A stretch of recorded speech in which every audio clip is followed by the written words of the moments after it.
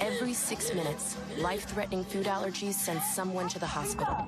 Tonight, the rising cost of the life-saving allergy medicine EpiPen forcing many families to make tough choices. To watch her face become red and blotchy and her throat and her saying, "Mommy, I can't breathe."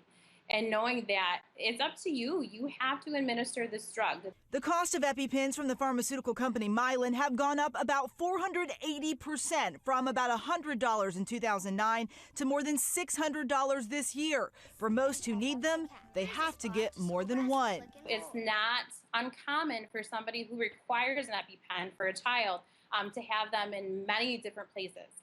Mylan manufactured 87% of all epinephrine auto-injectors prescribed last year. That's over 3.6 million EpiPen kits. The cost of the actual medicine, about $1 per dosage. Mylan telling ABC News an increasing number of people and families are enrolled in high-deductible health plans. This shift has presented new challenges for consumers, and they are bearing more of the cost. This is a life or death medicine. Lila has had to use the EpiPen. And if we had been without, she may not be sitting next to me right now.